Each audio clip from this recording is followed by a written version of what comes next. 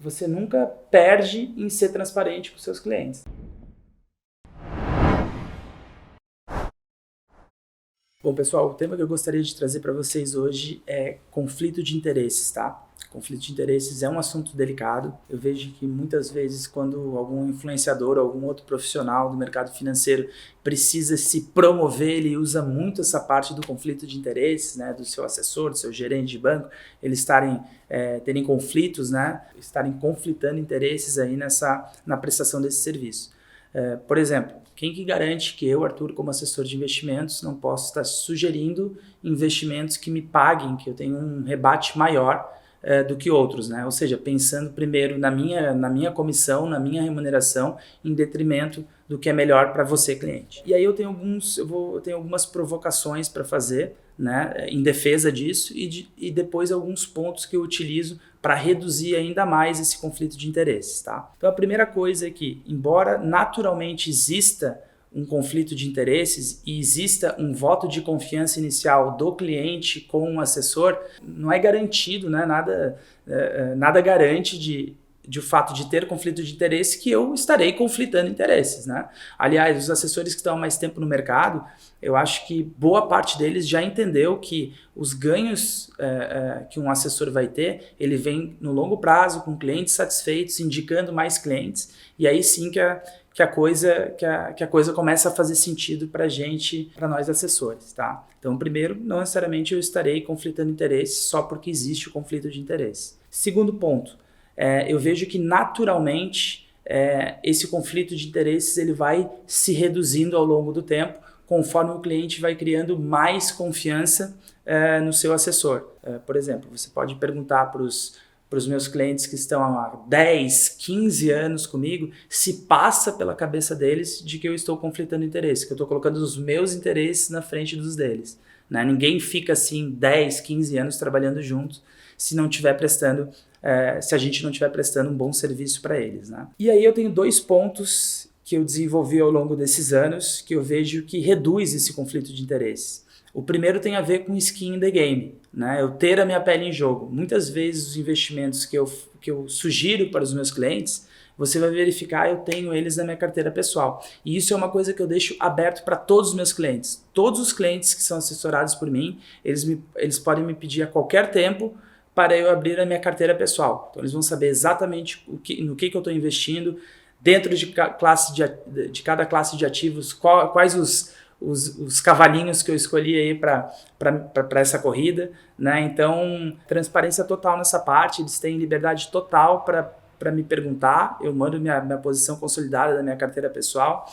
Muitas vezes, um investimento que eu acho interessante, eu acabo entrando junto com eles, né? Se fizer sentido, a questão de perfil, horizonte de investimento, necessidade de liquidez, enfim. Mas uma vez que a gente entenda que a gente tem perfis e objetivos semelhantes, muitas vezes vocês vão ver o mesmo investimento que eu sugiro para os clientes na minha carteira pessoal. E um quarto e último ponto, que eu acho que é muito legal, eu acho que isso aí aumenta bastante a relação de confiança entre cliente e assessor, é você abrir o seu ROA, né? A gente tem hoje na plataforma quanto que cada investimento te paga de ROA. Eu costumo abrir isso para os clientes, né?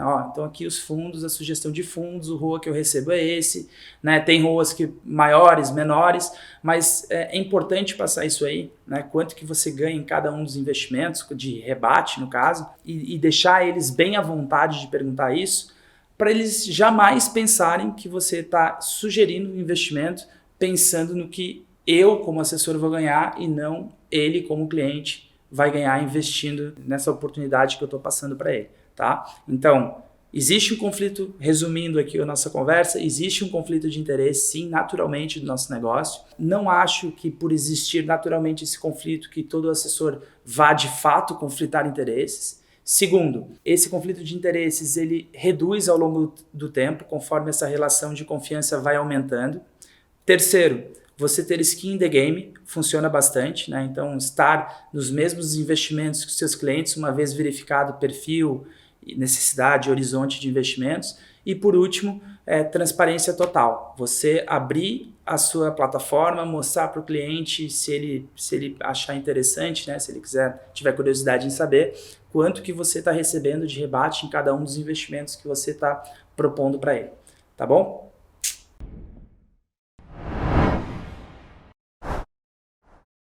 Você costuma receber muitos clientes que passaram por situação de conflito de interesses com o assessor? Já, assim, bons e maus profissionais vão ter em todo o mercado, né? Então, assim, já vi acontecer, comigo nunca, mas já vi acontecer de um cliente me procurar, eu vou verificar os investimentos dele, o que foi feito ao longo do tempo, eu vejo que houve muitas movimentações, muitas vezes o cliente nem sabe o que estava pagando, então, assim, aparece. Eu acho que o nosso mercado de assessoria está cada vez mais profissional, então, assim, o assessor que não se atentar a isso não vai durar por longo prazo, porque hoje já tem assessores muito bem orientados para isso, né? Então, antigamente eu via mais casos assim e eles vêm diminuindo ao longo do tempo, mas volta e meia sempre aparece um outro caso ali que não é muito feliz. Eu acho que sempre a gente tem que se balizar pela forma correta, né? Se eu sou 100% transparente, né, o que é bom para o cliente, é bom para a nossa relação, e um outro assessor fica, pô, como é que tu está abrindo a nossa remuneração e tudo mais, eu acho que isso é um problema do assessor. Eu acho que se aqui eu estou falando que a gente tem que melhorar essa relação de confiança, se a gente tem que estar cada vez mais próximo do cliente, e eu enxergo que isso aí, assim, de forma unânime, né, os clientes acham isso aí interessante, eu acho que, sinceramente, o assessor que está incomodado que mude a cabeça dele.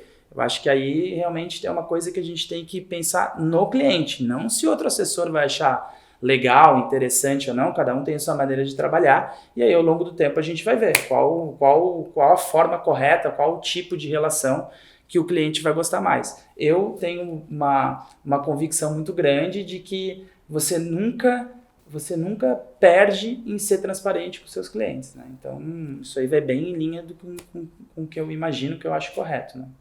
Mas não sei todos. E o contrário, né, de assessores não estarem fazendo um trabalho transparente e focado no cliente, aqui, aí eu posso falar internamente Manchester, né? Não posso falar por outros escritórios, mas aqui internamente Manchester, a gente bate muito isso com as lideranças, né? Então, os líderes aqui da Manchester sabem exatamente que essa é a forma certa de conduzir. E aí, o líder tem que passar para os seus liderados essa mesma cultura de transparência, de colocar o cliente em primeiro lugar, né? Parece até meio clichê isso aí, mas é porque, assim, às vezes isso é básico, né? Mas às vezes o básico o pessoal tem um pouco de dificuldade de assimilar. Então, da parte internamente da Manchester, a gente, como líder, a gente tenta passar essa mesma visão para os liderados. Se você gostou desse conteúdo, eu peço para você se inscrever no canal, ativa o sininho para vocês estarem recebendo em primeira mão toda vez que a gente lançar um conteúdo novo por aqui, tá bom? Até a próxima!